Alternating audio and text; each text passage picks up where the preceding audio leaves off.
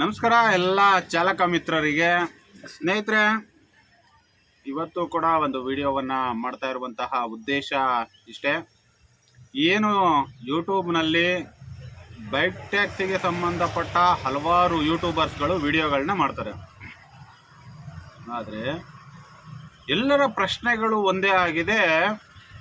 Bike taxi ಓಡಿಸುವಂತಹ ಚಾಲಕರುಗಳನ್ನ ಅಡ್ಡಗಟ್ಟಿ auto ಚಾಲಕರುಗಳು ಕಿತ್ಕೊಳ್ಳುವಂತಹ ಅಧಿಕಾರಿನ ಯಾರು ಕೊಟ್ಟವರು ಅನ್ನುವಂಥದ್ದು ಒಂದನ್ನು ಈ ವಿಷಯನ ಇಟ್ಕೊಂಡು ದೊಡ್ಡ ಮಟ್ಟಕ್ಕೆ ಅದ್ರ ಬಗ್ಗೆ ಚರ್ಚೆ ಆಗ್ತಾ ಇದೆ. ಮತ್ತು ಕೆಲವು ವೆಲ್ಫೇರ್ ಅಸೋಸಿಯೇಷನ್ ಅನ್ನುವಂತಹ ಹೆಸರು ಕಟ್ಟಿಕೊಂಡಂತಹ ಸಂಘಟನೆಗಳು ಸೆಕ್ಷನ್ಗಳ ಅಡಿಯಲ್ಲಿ ಕೇಸು ದಾಖಲು ಮಾಡಿ ಆಟೋ ಚಾಲಕರ ಮೇಲೆ ಅನ್ನುವಂತಹ ವಿಚಾರವನ್ನು ಕೂಡ ಸ್ಪಷ್ಟವಾಗಿ ವಿಚಾರನ ತಿಳಿಸ್ಕೊಡ್ತಾ ಇದ್ದಾರೆ. ಈ ಒಂದು ವಿಡಿಯೋ ಆಟೋ ಚಾಲಕರುಗಳಿಗೆ ಆಗ್ಬೋದು, ಇಲ್ಲ ಬೈಕ್ ಓಡಿಸುವಂಥವ್ರಿಗೆ ಆಗ್ಬೋದು, ಇಬ್ರಿಗೂ ಕೂಡ ಸಮನ್ವಯವಾಗುತ್ತೆ. ಹಾಗಾಗಿ ಈ ಒಂದು ವಿಡಿಯೋವನ್ನು ಅತಿ ಹೆಚ್ಚಾಗಿ ಶೇರ್ ಮಾಡೋದ್ರ ಜೊತೆಯಲ್ಲಿ ಅವೆಲ್ಲರೂ ಕೂಡ ಸಬ್ಸ್ಕ್ರೈಬ್ ಆಗಿ ಒಂದು ಬೆಂಬಲವನ್ನು ಕೊಡಬೇಕು ಅಂತೇಳಿ ಕೇಳ್ಕೊಳ್ತೇನೆ. ಸ್ನೇಹಿತರೆ, ಈ ಬೈಕ್ ಟ್ಯಾಕ್ಸಿ ಅನ್ನುವಂತಹ ಯೋಜನೆಯನ್ನ ತೆಗೆದುಕೊಂಡು ಬಂದಿದ್ದು ಸರ್ಕಾರ ನಿರುದ್ಯೋಗ ನಿರ್ಮೂಲನೆ ಮಾಡೋದಕ್ಕಲ್ಲ. ಈ ಒಂದು ಯೋಜನೆಯನ್ನ ತೆಗೆದುಕೊಂಡು ಬಂದಿರತಕ್ಕಂಥದ್ದು ಒಂದು ಖಾಸಗಿ ಕಂಪನಿ ತನ್ನ ಕಂಪನಿಯ ಅಸ್ತಿತ್ವವನ್ನು ಉಳಿಸ್ಕೊಳ್ಳೋದಕ್ಕೋಸ್ಕರ, ತಾನು ಒಂದು ದೊಡ್ಡ ಉದ್ಯಮಿಯಾಗಿ ಬೆಳೆಯೋದಕ್ಕೋಸ್ಕರ ಭಾರತದ ಇರ್ತಕ್ಕಂತಹ ನಿರುದ್ಯೋಗವನ್ನು ಬಂಡವಾಳವಾಗಿ ಮಾಡಿಕೊಂಡು ಇವರುಗಳು ಚಾಲಕರುಗಳನ್ನ, ಅದರಲ್ಲೂ ನಿರುದ್ಯೋಗಿ ಚಾಲಕರುಗಳನ್ನ ಅತಿ ಹೆಚ್ಚಾಗಿ ತನ್ನತ್ತ ಆಕರ್ಷಣೆಯನ್ನು ಮಾಡಿಕೊಂಡು ಇವರುಗಳು ಕರ್ತವ್ಯವನ್ನು ನಿರ್ವಹಿಸ್ತಾ ಇದ್ದಾರೆ. ನಾನು ಒಂದು ವಿಚಾರವನ್ನು ಕೇಳೋದಕ್ಕೆ ಇಷ್ಟಪಡ್ತೀನಿ. ಒಂದು ಖಾಸಗಿ ಕಂಪನಿ ಕೇವಲ ನಿಮ್ಮನ್ನು ಬಳಕೆ ಮಾಡಿಕೊಂಡು ನಿಮ್ಮ ಒಂದು ಸ್ವಂತ ಬಂಡವಾಳ, ಯಾವುದೇ ರೀತಿಯಾದಂತಹ ನಿಮಗೆ ಕಂಪನಿಯಿಂದ ಲಾಭಾಂಶ ಸಿಕ್ಕದೇ ಇರುವಂತಹ ಮಟ್ಟದಲ್ಲಿ ಇಂತಹ ಕಂಪನಿಗಳು ನಿಮ್ಮನ್ನು ಬಳಸ್ಕೊಂಡು ಕಂಪನಿ ಉದ್ಧಾರ ಆಗ್ತಾ ಇದೆಯೋ ವಿನಃ ಅದರಿಂದ ತಮ್ಮಗಳಿಗೇನು ಲಾಭ ಆಗ್ತಾ ಇದೆ ಅನ್ನೋದನ್ನು ಕೂಡ ತಾವುಗಳು ಸ್ಪಷ್ಟವಾಗಿ ಅರ್ಥ ಮಾಡ್ಕೋಬೇಕಾಗುತ್ತೆ. ಆಟೋ ಚಾಲಕರುಗಳಿಗೆ ಮೊದಲು ಬಂದಂಥ ಸಂದರ್ಭಗಳಲ್ಲಿ ಇವರು ಕೊಟ್ಟಂಥ ಆಮಿಷಗಳಿಗೆ ಒಳಗಾಗಿ ಇವತ್ತು ಚಾಲಕರುಗಳ ಪರಿಸ್ಥಿತಿ ಪುಟಪಾತಕ್ಕೆ ಬಂದು ನಿಂತಿದೆ. ಇದೇ ರೀತಿ ಇವತ್ತು ಏನು ತಮ್ಮ ಪರವಾಗಿ ನಾವಿದ್ದೀವಿ, ನಿಮಗೆ ನಿಮ್ಮ ಎಲ್ಲ ಕಷ್ಟಗಳಿಗೂ ನಾವು ತಲೆ ಕೊಡ್ತೀವಿ ಅಂತ ಹೇಳಿ ಏನು ಇಷ್ಟಿಷ್ಟುದ್ದ ಭಾಷಣ ಮಾಡುವಂತಹ ಕೆಲವು ಯೂಟ್ಯೂಬರ್ಸ್ ಭಾಷಣಕಾರರಿದ್ದಾರಲ್ಲ, ಮುಂದೊಂದು ದಿನ ನಿಮ್ಮ ಪರಿಸ್ಥಿತಿಯೂ ಕೂಡ ಇದೇ ಪುಟಪಾತಕ್ಕೆ ಬಂದು ನಿಂತ್ಕೊಂಡ್ರೆ ಯಾವುದೇ ರೀತಿಯಾದ ಆಶ್ಚರ್ಯಗಳಿಲ್ಲ. ನಾನು ಒಂದು ವಿಚಾರನ ಕೇಳೋದು ನಿಮಗೆ, ಈ ಆಟೋ ಚಾಲಕರು ಅನ್ನೋರು ಏನಿದ್ದಾರೆ, ಇದರಲ್ಲಿ ಕೆಲವರು ಎಜುಕೇಟೆಡ್ಗಳು ಇದ್ದಾರೆ, ಅತಿ ಹೆಚ್ಚಿನ ವರ್ಗ ಅನ್ಎಜುಕೇಟೆಡ್ ಅಂತಲೇ ನೀವು ಕನ್ಸಿಡರ್ ಮಾಡೋದಾದರೆ.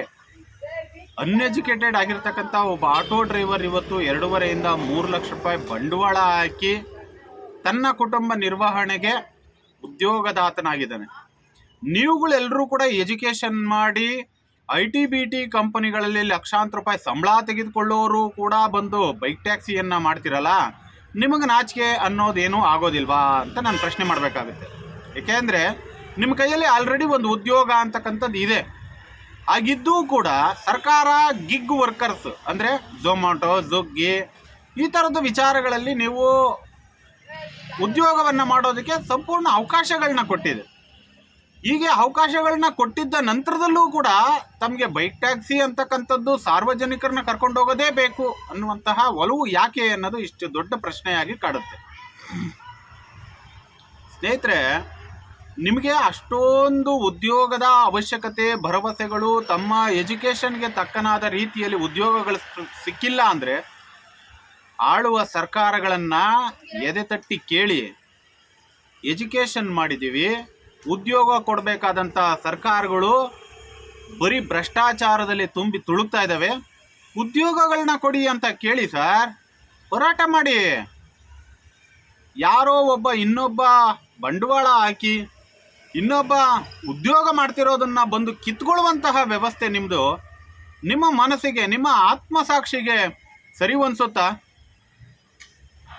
ಇವತ್ತು ತಮ್ಮ ಪರವಾಗಿ ಇಷ್ಟೆಲ್ಲ ಹೋರಾಟ ಮಾಡ್ತಿರ್ತಕ್ಕಂಥ ಕಂಪನಿಗಳು ಮುಂದಿನ ದಿನಗಳಲ್ಲಿ ನಿಮ್ಮನ್ನು ಇಟ್ಟುಕೊಂಡು ಏನೆಲ್ಲ ವ್ಯವಹಾರಗಳನ್ನ ಮಾಡ್ಬೋದು ಅಂತಕ್ಕಂಥದ್ದು ತಮಗೇನಾದರೂ ಅರಿವಿದೆಯಾ? ಯಾವುದೇ ಒಂದು ಕಂಪನಿಗಳು ಲಾಭಾಂಶ ಇಲ್ಲದೆ ನಿಮ್ಮಂತಹ ವ್ಯಕ್ತಿಗಳನ್ನ ಮತ್ತು ಉದ್ಯೋಗದಾತರನ್ನ ಬಳಕೆ ಮಾಡ್ಕೊಳ್ಳೋದಿಲ್ಲ.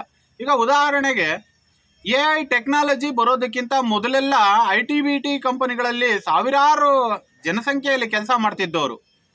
ಅದೇ AI ಟೆಕ್ನಾಲಜಿ ಬಂದ ನಂತರದಲ್ಲಿ ತಮ್ಮೆಲ್ಲ ಉದ್ಯೋಗಗಳನ್ನ ಕಳ್ಕೊಳ್ತಾ ಇದ್ದೀರಲ್ಲ. ಯಾಕೆ ಕಳ್ಕೊಳ್ತಾ ಇದ್ದೀರಾ ಅಂದರೆ ತಂತ್ರಜ್ಞಾನ ತಮಗೆ ಅವ್ರ ಕಂಪನಿಗಳಿಗೆ ಬೇಕಾದಂತಹ ಲಾಭಾಂಶಗಳಿಗೆ ಏನೆಲ್ಲ ಬೇಕೋ ಅದನ್ನು ಅವ್ರು ಅಡಾಪ್ಟ್ ಮಾಡಿಕೊಂಡು ನಿಮ್ಮಗಳನ್ನ ಏನು ಮಾಡಬೇಕು ಅದನ್ನು ಮಾಡ್ತಾರೆ. ಅದೇ ರೀತಿ ಇಂತಹ ರೆಡ್ ಕಾರ್ಪೆಟ್ ಕಂಪನಿಗಳೆಲ್ಲವೂ ಕೂಡ ಮಾಡೋದೇನು ಅಂದರೆ ನಿಮ್ಮಂತಹ ಶಕ್ತಿಯುತವಾದಂತಹ ಯುವಶಕ್ತಿಯನ್ನು ಬಳಕೆ ಮಾಡಿಕೊಂಡು ಅವ್ರುಗಳು ಬೆಳವಣಿಗೆ ಆಗ್ತಾರೋ ವಿನಃ ನಿಮ್ಮನ್ನು ಎಲ್ಲೂ ಕೂಡ ಬೆಳವಣಿಗೆ ಆಗೋದಿಲ್ಲ. ಹಾಗೆ ನಾನು ಕೇಳ್ತಕ್ಕಂಥದ್ದು, ಒಂದು ಉದ್ಯೋಗ ಇದೆ, ಈ ಉದ್ಯೋಗ ಇದ್ದೂ ಕೂಡ ಇನ್ನೊಂದು ಉದ್ಯೋಗಕ್ಕೆ ಕೈ ಹಾಕ್ತಕ್ಕಂಥದ್ದು, ಅದರಲ್ಲೂ ಬಡತನದಲ್ಲಿರ್ತಕ್ಕಂಥವರ ಉದ್ಯೋಗಕ್ಕೆ ಕೈ ಹಾಕಿ ಕಿತ್ಕೊಂಡು ತಿನ್ನುವಂಥದ್ದು ಎಷ್ಟು ಸೂಕ್ತ ಅಂತಕ್ಕಂಥದ್ದನ್ನ ತಾವೆಲ್ಲರೂ ಕೂಡ ಅರ್ಥ ಮಾಡ್ಕೋಬೇಕಾಗತ್ತೆ ಸ್ನೇಹಿತರೆ. ಇಲ್ಲಿ ಬೈಕ್ ಟ್ಯಾಕ್ಸಿ ವಿರುದ್ಧ ಪರ ಅನ್ನೋದು ಎರಡನೇ ವಿಚಾರಗಳಾಗ್ಬೋದು. ಇಲ್ಲಿ ಸ್ಪಷ್ಟವಾಗಿ ವಿಚಾರಗಳನ್ನ ತಾವುಗಳು ಅರ್ಥ ಮಾಡ್ಕೋಬೇಕು. ಬೈಕ್ ಟ್ಯಾಕ್ಸಿ ಆಗಲಿ ಇಲ್ಲಿ ಓಡಿಸುವಂತಹ ವ್ಯಕ್ತಿಗಳು ಕರ್ನಾಟಕದವರೇ ಆಗಿರ್ತಾರ? ನೀವು ನಿಜವಾಗ್ಲೂ ಕೂಡ ಕನ್ನಡಿಗರಿಗೆ ಆದ್ಯತೆಯನ್ನು ಕೊಡುವುದಾದರೆ ನಾವು ಕೂಡ ಮನಸ್ಸು ಮಾಡೋಣ. ಏಕೆಂದರೆ ಇವತ್ತು ಆಟೋ ರಿಕ್ಷಾ ಚಾಲಕನೆಯ ವೃತ್ತಿಯಲ್ಲಿ ತಾವುಗಳು ತಿಳಿದಿರುವ ಹಾಗೆ ಏನು 3.5 ಲಕ್ಷ ಆಟೋ ರಿಕ್ಷಾ ಚಾಲಕರುಗಳಿದ್ದಾರೆ ಅಂತ ನಾವು ಇವತ್ತು ಒಂದು ಲೆಕ್ಕಾಚಾರವನ್ನು ಸರ್ಕಾರಗಳಿಗೆ ಕೊಡ್ತಾ ಇದ್ದೀವಿ. ಇದರಲ್ಲಿ ಅತಿ ಹೆಚ್ಚು ಅನ್ಯ ರಾಜ್ಯದವರೇ ಬಂದು ನಮ್ಮ ವೃತ್ತಿಯಲ್ಲೂ ಕೂಡ ನಮ್ಮ ಅನ್ನವನ್ನು ಕಿತ್ಕೊಂಡು ತಿನ್ನುವಂಥವರು ಕೂಡ ಸೇರ್ಕೊಂಡಿದ್ದಾರೆ. ಇಲ್ಲಿ ಪ್ರಬಲವಾಗಿ ಹೋರಾಟವನ್ನು ಮಾಡಬೇಕಾಗಿರ್ತಕ್ಕಂಥದ್ದು ರಾಜ್ಯದ ವಿಚಾರಗಳಾಗ್ಬೋದು. ತಪ್ಪು ಪದ ಒಂದು ಬಳಕೆ ಆಗಿದೆ, ಕ್ಷಮೆ ಇರಲಿ.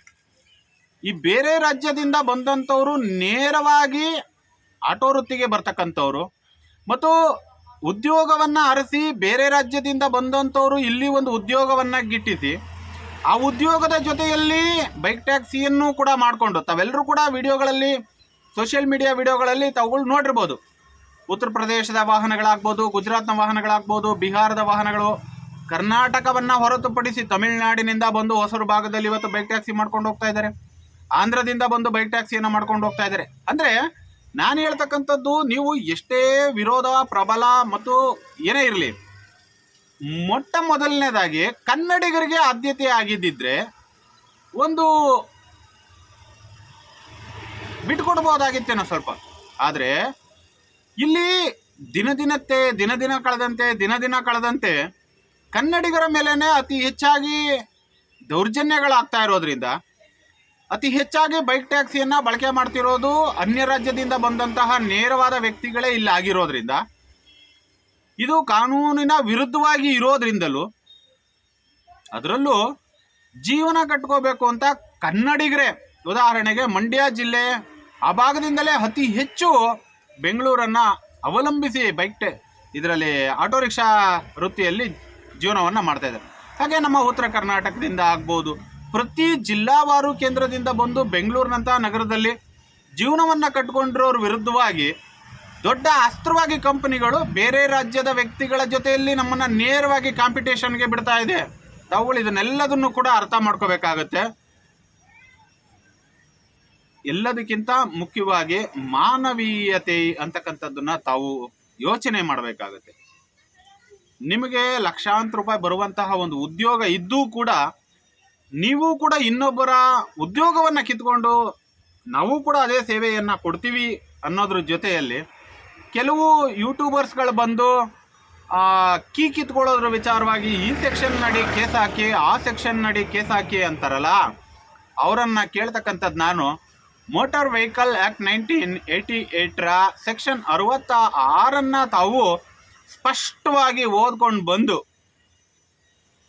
ಅದರ ಸಂಪೂರ್ಣ ವಿವರವನ್ನು ಕನ್ನಡಕ್ಕೆ ಅನುವಾದವನ್ನು ಮಾಡಿ ನಿಮಗೆ ಕಾನೂನಲ್ಲಿ ಎಲ್ಲಿ ಅವಕಾಶ ಇದೆ ಅಂತಕ್ಕಂಥದ್ದನ್ನು ತಾವು ಸ್ಪಷ್ಟವಾಗಿ ತಿಳಿಸ್ಕೊಟ್ರೆ ನಾವು ಕೂಡ ಆಟೋ ಚಾಲಕರುಗಳಿಗೆ ಬುದ್ಧಿಯನ್ನು ಹೇಳ್ತೇವೆ. ತಮ್ಮೆಲ್ಲರಿಗೂ ಕೂಡ ಗೊತ್ತಿರ್ಬೋದು, ಈ ಹಿಂದೆ ನಡೀತಿದ್ದಂತಹ ಕಿತ್ಕೊಳ್ಳುವಂತಹ ವ್ಯವಸ್ಥೆಗಳು ಮತ್ತು ಅಡ್ಡಗಟ್ಟುವಂತಹ ವ್ಯವಸ್ಥೆಗಳು ಇವತ್ತಿಲ್ಲ. ಏಕೆಂದರೆ ಕರ್ನಾಟಕ ಹೈಕೋರ್ಟ್ಗೆ ನ್ಯಾಯಾಂಗ ವ್ಯವಸ್ಥೆ ಒಳಗಡೆ ಇರತಕ್ಕಂತಹ ಒಂದು ಕೇಸ್ಗೆ ಯಾವುದೇ ರೀತಿಯಾದಂತಹ ನಮ್ಮಿಂದ ಸ್ವಾಭಿಮಾನಿಯಾಗಿ ಒಬ್ಬ ಆಟೋ ಚಾಲಕನಿಂದ ತೊಂದರೆ ಆಗಬಾರ್ದು ಅಂತೇಳಿ ಪ್ರತಿಯೊಬ್ಬ ಆಟೋ ಚಾಲಕನೂ ಕೂಡ ಇವತ್ತು ಸಂಯಮದಿಂದ ವರ್ತನೆಯನ್ನು ಮಾಡ್ತಾ ಇದ್ದಾನೆ. ಆದರೆ ತಾವುಗಳು ವಿಡಿಯೋ ಮಾಡಿ ಆಗ್ತಾ ಇರೋದು ಒಂದು ರೀತಿ ಪ್ರಚೋದನೆಯನ್ನು ಕೊಡ್ತಾ ಇದೆ. ಇಂತಹ ಕೆಲಸ ಕಾರ್ಯಗಳನ್ನ ಮಾಡಿದರೆ, ಇಂತಹ ಪ್ರಚೋದನೆಗೆ ಒಳಗಾಗಿ ಚಾಲಕರುಗಳು ಅಲ್ಲಲ್ಲಲ್ಲಿ ಬೈಕ್ ಟ್ಯಾಕ್ಸಿಗಳನ್ನು ಹಿಡಿದು ಕಿತ್ಕೊಳ್ಳುವಂಥದ್ದು, ಅಡ್ಡಗಟ್ಟುವಂಥದ್ದು, ಪರ್ಮಿಷನ್ ಲೆಟರ್ನ ಕೇಳುವಂಥದ್ದನ್ನು ಮಾಡಿದರೆ ತಮ್ಗಳಿಗೆ ಮುಂದಿನ ಸ್ಟೆಪ್ ಏನು ತಗೋಬೋದು ಅಂತಕ್ಕಂಥದ್ದಕ್ಕೆ ಸ್ಪಷ್ಟವಾದ ದಾರಿ ಸಿಗುತ್ತೆ ಅಂತೇಳಿ ನೀವುಗಳೇ ಅದನ್ನು ಚಾಲಕರುಗಳನ್ನ ಒಂದು ರೀತಿ ಪ್ರಮೋಟ್ ಮಾಡ್ತಾ ಇದ್ದೀರಾ. ಈ ಆರೋಪವನ್ನು ನಾನು ನೇರವಾಗಿ ಯಾರೆಲ್ಲ ಯೂಟ್ಯೂಬ್ನಲ್ಲಿ ಬಂದು ಕಿತ್ಕೊಳ್ಳುವ ವಿಚಾರ ಮತ್ತು ಸೆಕ್ಷನ್ ಅಡಿಗಳಲ್ಲಿ ತಾವುಗಳು ಇಂತಿಂಥ ಸೆಕ್ಷನ್ನಲ್ಲೇ ಕೇಸ್ ಹಾಕಿ ಅಂತ ಹೇಳ್ತಾ ಇದ್ದೀರಲ್ಲ, ಕೇಸ್ ಹಾಕಕ್ಕೆ ನಿಂತ್ಕೊಂಡ್ರೆ ಚಾಲಕರಿಗೂ ಕೂಡ ಬರ್ತದೆ ಕೇಸ್ ಹಾಕೋದಕ್ಕೆ. ನಿಮಗೆ ಮೋಟರ್ ವೆಹಿಕಲ್ ಆಕ್ಟ್ 1988 ಸೆಕ್ಷನ್ 66 ಹೇಗೆ ಅವಕಾಶಗಳಿರೋದಿಲ್ವೋ, ಇದೇ ಕಾನೂನು ನಮಗೆ ಪಾಠ ಕಲಿಸುತ್ತೋ ಇದೇ ಕಾನೂನು ನಿಮಗೂ ಕೂಡ ಪಾಠವನ್ನು ಕಲಿಸುವಂತಹ ಕೆಲಸ ಕಾರ್ಯಗಳನ್ನ ಮಾಡುತ್ತೆ. ಆದರೆ ಬಂಡವಾಳಶಾಹಿಗಳು ಅತಿ ಬಲಿಷ್ಠವಾಗಿರೋದ್ರಿಂದ ನಮ್ಮಂತಹ ಮಧ್ಯಮ ವರ್ಗದ ಚಾಲಕರುಗಳ ಮೇಲೆ ನಿಮ್ಮ ದೌರ್ಜನ್ಯ ಮತ್ತು ದಬ್ಬಾಳಿಕೆಗಳು ಅತಿ ಹೆಚ್ಚಾಗಿ ನಡೆಯೋದ್ರಿಂದ ಇವತ್ತಿನ ದಿನಮಾನಗಳಲ್ಲಿ ಚಾಲಕರುಗಳು ಒಂದಿಷ್ಟು ಮೌನವನ್ನು ವಹಿಸಿದ್ದಾರೆ ಅಂತ ಅನ್ಕೋಬೇಕು ವಿನಃ ಅದರ ಜೊತೆಯಲ್ಲಿ ಸಂಘ ಸಂಘಟನೆಯಲ್ಲಿ ಇರ್ತಕ್ಕಂತಹ ಚಾಲಕರುಗಳಿಗೆ ನಾವು ಕೊಡುವ ಒಂದಿಷ್ಟು ಕಾನೂನಿನ ಅರಿವಿನ ಪಾಠಗಳು ಇವೆಲ್ಲವೂ ಕೂಡ ಚಾಲಕರುಗಳಲ್ಲಿ ಒಂದಿಷ್ಟು ಕಾನೂನಿನ ಮೇಲೆ ಗೌರವಗಳು ಬಂದಿರೋದ್ರಿಂದ ಮಾನ್ಯ ಘನ ನ್ಯಾಯಾಲಯ ಏನು ತೀರ್ಮಾನವನ್ನು ಕೊಡುತ್ತೋ ಅದನ್ನು ಸ್ವಾಗತಾರ್ಹ ಮಾಡೋದಕ್ಕೆ ಎಲ್ಲ ಚಾಲಕರುಗಳು ಕೂಡ ಉತ್ಸುಕರಾಗಿ ಕಾಯ್ತಾ ಇದ್ದಾರೆ. ಆದರೆ ತಾವುಗಳು ಪ್ರತಿದಿನವೂ ಕೂಡ ಕರ್ನಾಟಕ ಹೈಕೋರ್ಟ್ ತೀರ್ಪು ಕೊಡೋದಕ್ಕಿಂತ ಮೊದಲೇ ಪ್ರಚೋದನೆಯನ್ನು ಕೊಟ್ಟು ಚಾಲಕರುಗಳನ್ನ ರಿವೋಕ್ ಮಾಡಿ ಅವ್ರುಗಳು ಒಂದು ರೀತಿ ರಸ್ತೆಯಲ್ಲಿ ನಿಂತು ಆಟ ಆಡಲಿ, ಆ ಆಟವನ್ನು ಇಟ್ಕೊಂಡು ನಾವು ಇನ್ನೊಂದು ಆಟ ಆಡೋಣ ಅನ್ನುವಂತಹ ತಮ್ಮ ಆಲೋಚನೆ ಏನಿದೆ ಇದು ನಿಜವಾಗ್ಲೂ ಕೂಡ ಫಲಿಸೋದಿಲ್ಲ ಅಂತೇಳಿ ನಾನು ಈ ಮೂಲಕ ತಿಳಿಸ್ಕೊಡ್ತೇನೆ. ಹಾಗೆ ಚಾಲಕರುಗಳೇ, ತಾವು ಯಾವುದೇ ವಿಡಿಯೋಗಳಿಗೂ ಕೂಡ ಪ್ರಚೋದನೆಗೆ ಒಳಗಾಗಬಾರ್ದು. ಜೊತೆಯಲ್ಲಿ ಆಟೋ ರಿಕ್ಷಾ ವೃತ್ತಿಗೆ ಸಂಬಂಧಪಟ್ಟಂತೆ ಏನು ಕರ್ನಾಟಕ ಹೈಕೋರ್ಟ್ ತೀರ್ಪನ್ನು ಕೊಡಬೇಕಾಗಿದೆ ಆ ತೀರ್ಪಿಗೆ ತಾವೆಲ್ಲರೂ ಕೂಡ ತಲೆಬಾಗಿ ಸ್ವಾಗತಾರ್ಹ ಮಾಡಬೇಕಾಗುತ್ತೆ. ಮುಂದೆ ಏನಾಗಬಹುದು ಅನ್ನೋದಕ್ಕೆ ಇನ್ನೂ ಹಲವಾರು ವಿಚಾರಗಳು ನಿಮ್ಮೊಂದಿಗೆ ಚರ್ಚೆ ಮಾಡುವಂಥದ್ದಿದೆ. ಹಾಗಾಗಿ ಕರ್ನಾಟಕ ಹೈಕೋರ್ಟ್ನಲ್ಲಿ ಏನೆಲ್ಲ ವಾದ ವಿವಾದಗಳು ನಡೆದಿದೆ ಮತ್ತು ಮುಂದೆ ಏನಾಗಬಹುದು ಅನ್ನೋದ್ರ ಬಗ್ಗೆ ಇದುವರೆಗೂ ಕೂಡ ವಾದ ವಿವಾದಗಳು ಏನಾಗಿದೆ ಅಂತಕ್ಕಂಥದ್ರ ಬಗ್ಗೆ ವಿಡಿಯೋಗಳನ್ನ ಮಾಡಿ ಹಾಕಿದ್ದೀವಿ. ಮುಂದೆ ಏನಾಗಬಹುದು ಅನ್ನೋದ್ರ ಬಗ್ಗೆನೂ ಕೂಡ ನಾನು ಇಷ್ಟರಲ್ಲೇ ನಿಮಗೆ ಒಂದೆರಡು ವಿಡಿಯೋಗಳಲ್ಲಿ ಸ್ಪಷ್ಟವಾದ ಸ್ಪಷ್ಟೀಕರಣವನ್ನು ಕೊಡೋದಕ್ಕೆ ಇಷ್ಟಪಡ್ತೇನೆ ಸ್ನೇಹಿತರೆ. ಧನ್ಯವಾದಗಳು ತಮ್ಮೆಲ್ಲರಿಗೂ ಕೂಡ. ಯಾರೆಲ್ಲ ಮೊಟ್ಟ ಮೊದಲನೇ ಬಾರಿಗೆ ಈ ವಿಡಿಯೋವನ್ನು ತಾವು ಗಮನಿಸ್ತಾ ಇದ್ದೀರಾ, ತಾವು ತಮ್ಮ ಚಾಲಕರ ಮಿತ್ರರೊಂದಿಗೆ ಹಂಚಿಕೆಯನ್ನು ಮಾಡಿಕೊಂಡು ತಾವೆಲ್ಲರೂ ಕೂಡ ಒಂದು ಚಾನಲ್ಗೆ ಸಬ್ಸ್ಕ್ರೈಬ್ ಮಾಡೋದ್ರ ಮುಖಾಂತರವಾಗಿ ಬೆಂಬಲವನ್ನು ಕೊಡಬೇಕು ಅಂತೇಳಿ ನಾನು ಈ ಮೂಲಕ ನಿಮ್ಮಲ್ಲಿ ಮನವಿಯನ್ನು ಮಾಡ್ಕೊಳ್ತಾ ಇದ್ದೇನೆ. ಧನ್ಯವಾದಗಳು ಸ್ನೇಹಿತರೆ.